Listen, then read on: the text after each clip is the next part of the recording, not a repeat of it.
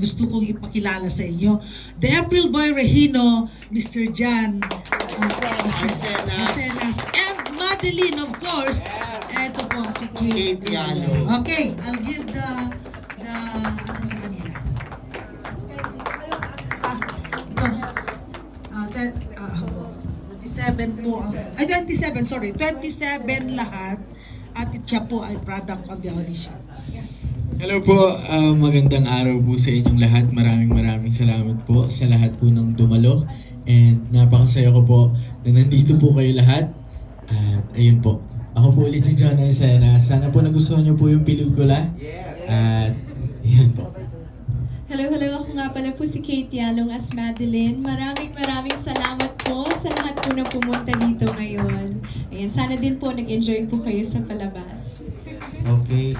Kanina pa nag-i-emote sa pelikula. Si June Laling siya munang magtatanong. June? Yan, hi. Hello po. Congratulations. Maraming salamat po. Siyempre, na-meet na kita dyan. Apo. Oo. Siyempre, congratulations. Ang bongga, no? 27 daw yung nag-audition. Tapos ikaw yung napili. Oo. Nung time na yun, nakita mo yung mga kalaban mo. Actually, opo. Nakita ko po, may mga matatanda po, may mga mas bata sa akin, tapos may mga kilala na pong artista. Tapos talagang nung nasa pila ako, kasi may pila yun may number bago makapag-audition. Iba talaga yung kaba ko. Siyempre, audition ako April Boy Regino yun 'di ba? Kung sino bang hindi nakakilala kay April Boy Regino. Kaya nung nasa pila pa lang ako, alam kong malaking responsibilidad yung papasukin ko.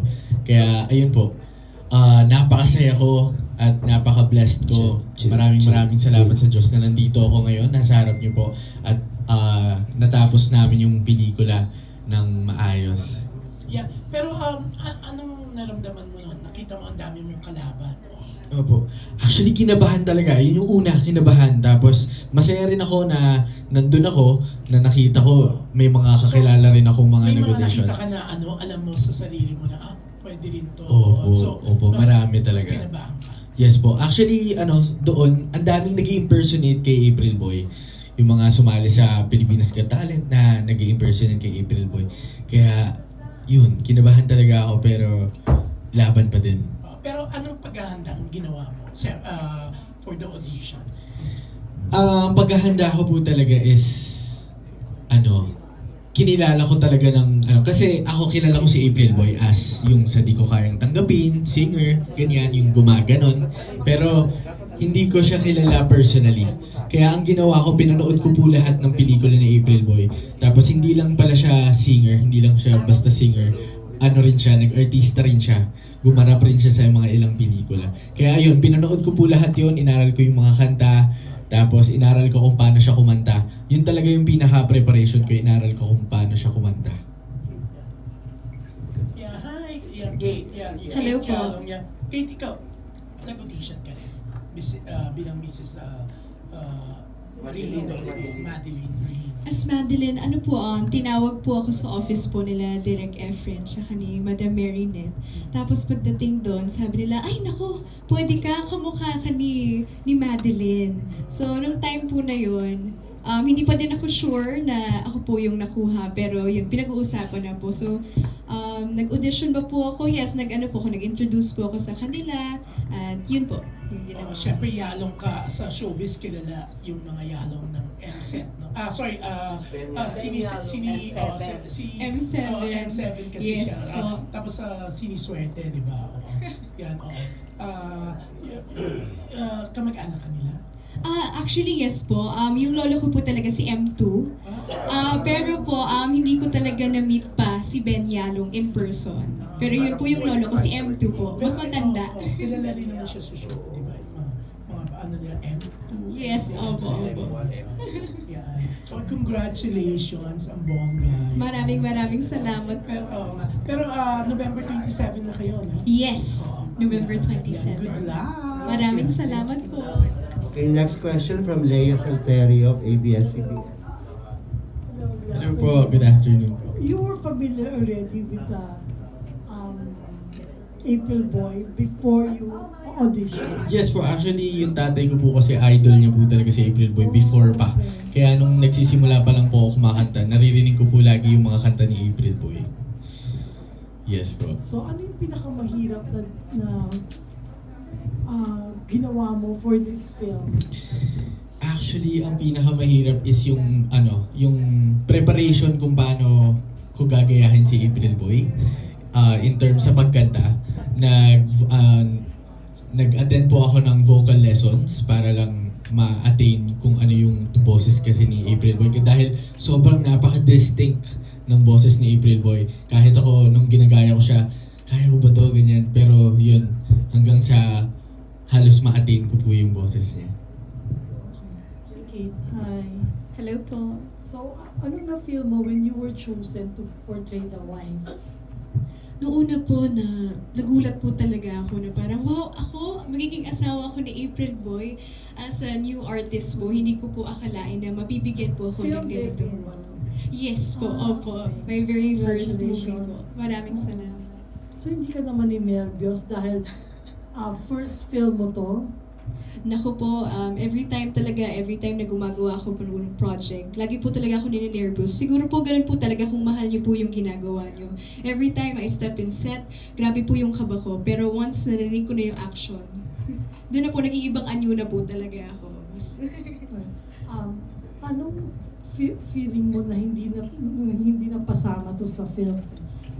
Siyempre po, nalungkot po ako. Unang-una nalungkot ako kasi siyempre napakalaking ng MMFF. Pero sa kabilang banda, inisip ko na blessing yon na ayan, siyempre sa tulong ng producer namin na si Miss Marinette and siyempre ng manager ko na si Sir Tyrone. Alam kong hindi nila papabayaan basta-basta yung pelikula. Lalo na siyempre si Direk Efren na nandyan. Hindi ko lang nakikita kung nasan, pero nandyan po siya sa likod. Kaya, confident pa rin ako na hindi nila papabayaan po yung pelikula. Maraming salamat po. Okay, thank you, Leia. Next naman from Nikki Wang of Manila Standard. Mga 5, lang po, press ang magtatanong muna para makakain na tayo. Thank you. First of all, congratulations sa inyong dalawa. Maraming salamat. Well, ang story ni April Boy, of course, ng family ay napaka-inspiring. Siguro ang tanong na lang, sa pag-play ng role ni April Boy and ni Madeline, ano yung mga natutunan nyo tungkol sa family nila at sa buhay nila? Ako po, bilang April Boy, natutunan ko na talagang nandun yung pagmamahal ni April Boy kay Madeline. Siyempre, unang-una sa Diyos, kay Madeline at siyempre sa mga anak niya. Kasi, biruin nyo, siya yung unang naging kasintahan niya. Tapos hanggang huli, hanggang dulo, siya lang. First and last siya. So, ayun din, ganun din yung pagmamahal ng bilang tatay sa mga anak niya. Pinakita niya na lahat ibibigay niya para sa mga anak niya. At syempre, kahit nagkaroon ng mga challenges siya, pinakita niya pa rin yung pagmamahal niya sa Diyos.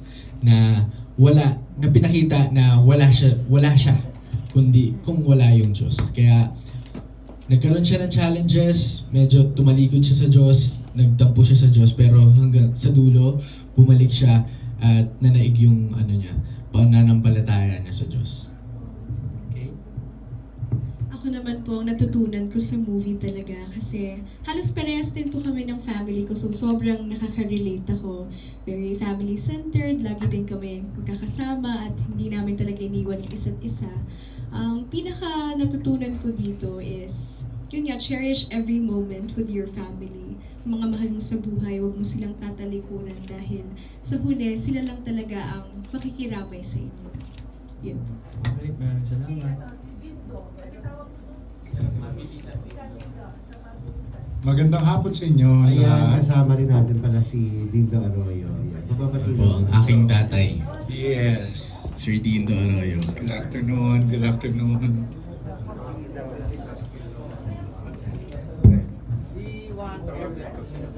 This is direct.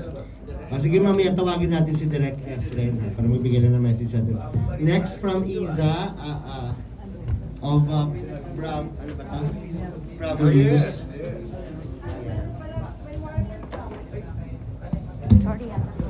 It's okay, it's just me. Don't worry. Question. You were taking the major role of the story. So, para sa'yo, sa na-portray mo na role, ano yung natutunan mo na pwede mo maging gabay in your path to your career?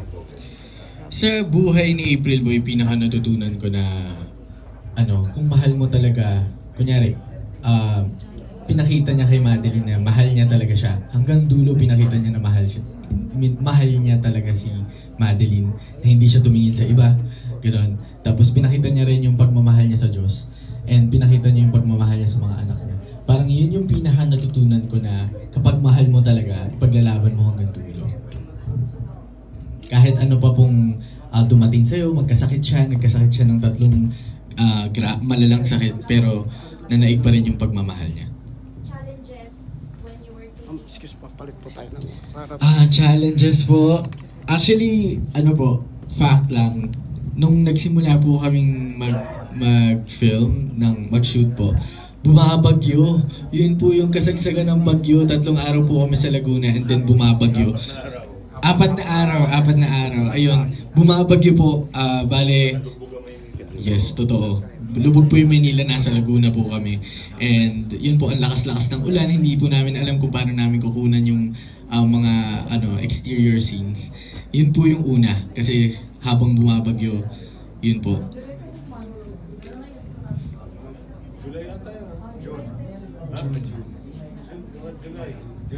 July. July tayo nagsimula, di ba? Ng shooting? July 18. Okay. Okay, sige. Before we proceed to Kate Adahar na magtatanong po, hingan lang natin ang mensahe si Direk Efren Reyes at nandito rin po si Hero Bautista. Nandito. Magandang hapon sa inyong lahat at salamat kay Boy Dumalo para po sa press screening ng Moving Idol. Okay. Direk? Ang galing ni Tony Ocampo, no? Hindi ba? Kaya lang hindi ko pinatayo dahil matangkad si Tony Ocampo eh. Oo. Magandang hapon po sa kanila lahat. Sana po nag-enjoy kayo sa panonood ninyo. Okay.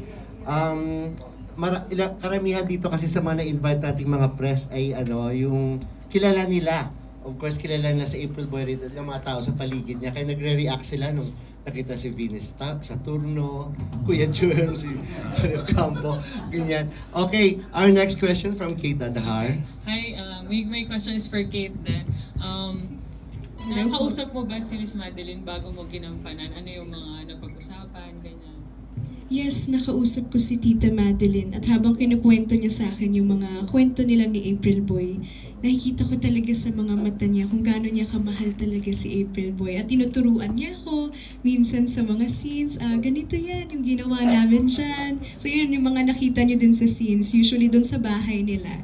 Mga sinabihan niya ako about sa mga pwede kong gawin. Ayun. Thank you. And for John, ano na lang ang paborito mong April Boy song and bakit? Paborito ko talaga yung Umiiyak na Puso. Kasi napakaganda ng mensahe ng kantang yun. At akala natin umiiyak ang mensahe na yun ay para sa kasintahan niya o dati para sa babae. Yung pala, sinulat niya yung para sa Diyos. Lalo na nung parang feeling niya tumalikod siya sa Diyos at sinabi niya na sinulat niya yung kantang yun dahil umiiyak yung puso niya dahil sa Diyos. Umiiyak ang puso ko't sumisigaw, pati ang isip ko at damdamin ay humihiyaw. Mamaya na po yung susunod. Okay, impersonate yung boses talaga ni John, diba? Mala April. Pakipasa Meron lang akong yes, Direk. isa sa marito. Sa mga lumalabas na mga pelikula ngayon at saka nagiging genre, yung mga parating mga drama, mga hiwalayan, yung nag-aaway, na may kabit, may kalaguyo, puro away, na doon parang pinakikita nila na walang forever. Eh dito sa pelikulang ito, dito natin mapapatunayan na merong forever. Na tunay ang pagmamahalan, na depende lang yan sa pagsasama ng dalawang tao. Huwag naman natin gawing fad yung ipakita natin sa mga tao na maging ehemplo na okay lang maghiwalay. Hindi tama di ba? Kaya nasisira ang mundo dahil parati na lang ang example ng mga pelikula natin hiwalayan, awayan, kabitan dito, kabitan doon, kaliwaan, di ba? Doon umiikot ang mga intriga ng pelikula. Ngayon dito sa pelikula natin, ipinakita natin yung wagas na pagmamahalan na unang lalaki sa buhay ni Madeline si April Boy at ang huling lalaki. Ganun din si April Boy, ang una at huling babae sa buhay niya hanggang sa ikinamatay niya. Nagmamahalan silang dalawa. Ayan. So, sa susunod na press ko na lang yung direct pag-usapan natin yung divorce bill, ha? Okay. Next, from Romel Gonzalez. Yes, para sa tatlong cast, anong naramdaman niyo after niyong mapanood yung buong pelikula? Ikaw muna, Kate. Ako po, naramdaman ko, sabi ko, wow, yun parang makikita ko na yung sarili ko sa screen. Sa big screen, yun ang unang reaction ko dun. And hindi ako makapaniwala na kaya ko palang gawin yun. Kaya kong umarte ng ganun. And I'm really happy po sa kinalabasan.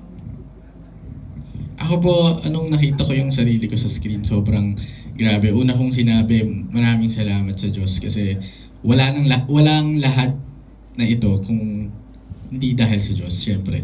Tsaka, grabe, sobrang laki palang responsibilidad nung binigay sa akin dahil syempre April Boy Regino yan eh. Sino bang hindi nakakilala kay April Boy Regino? Kaya, grabe, parang idinikit na siya sa pangalan ko.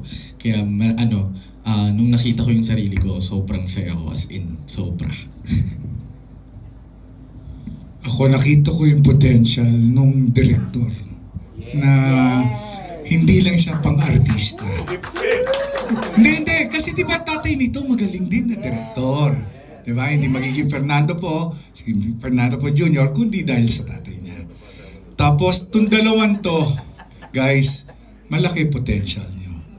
Huwag niyo lang kaligtaan, basta pag-aralan lahat. Pero malayo mararating niyo. And it's a really good movie. Ayun, thank you po. Dindo, mabuting paliwanag mo rin paano sa ating mga vloggers, sa mga kabataan natin mga boss. Hindi nila kilala pa kung ano ba talaga kagaling na director, si Efren Reyes, di ba? Isasama ko na raw siya sa susunod na project. Oo, pwede naman i-google na lang si Efren Reyes. Siya talaga may hawak kay FPJ, no? Si Hero. Si Hero pa. Ako, yung pelikula na pinanood ko, well, syempre pag sinushoot mo yung pelikula, hindi mo nakita yung kwento. So nakita ko na malaking factor ang ginawa ni Tony Ocampo para manumbalik yung career ni April Boy. So isang bagay na kaya si April Boy lalong sumikat nung nag-solo na siya, nung napayol siya sa mga kapatid niya. At yung movie itself, talagang pwede ipagmalaki internationally. Diba, meron mga Whitney Houston story, Bohemian Rhapsody. Ito, The Idol, di ba? April Boy Regino story na pwede mong isali sa abroad sa mga festival. So, ang kiligin po natin, ang pelikula ng Pilipino at ang gawa ng ating director, Efren Reyes. Palapakan po natin. At syempre, si Mayora, ang ating producer, ang Water Plus. Palapakan po natin. At syempre, ating dalawang bida, si John at si Kate. Sayaw kayo. Okay, thank you. Gorgie, last na lang kay Direk. Direk, last na lang, Direk. Isa lang si Kate, dati ko nang nakasama doon sa isang pelikulang ginawa ko with Techi Agbayani, Nova Villa, yung The Women of Tonta Club. Naging anak ko siya doon. Palabas po ba yun? Nagtataka lang kami kung paano namin, ang asawa ko rin si Techi Agbayani, pareho kaming maitim. Nagtataka kami paano nagkaroon ng maputing anak. Direk, last na lang, Direk. Ano po naging reaction nyo nung hindi nakapasok sa Film Fest itong pelikula? It's a blessing from God. God chose not to be with the MMFF. Baka lalo kami mapahamak doon. Matindi mga kalaban, baka mapahamak lang kami. At sabi nila mga wala raw pangalan yung artista ko. Sabi ko dapat nagdala kayo ng mga birth certificate nyo at birth baptismal para pakita sa kanila may pangalan kami. Thank you, Direk, and congratulations po. Okay, may sasabihin ka, madam, si Marinette, may dadagdag lang daw siya. At may idadagdag lang ako. Kayo po ay ang kauna-unahang media na nakapanood po nito. Media personalities. Kasi naniniwala kami na hindi nyo kami bababayaan. May set pa tayo ng mga ibang may Press con,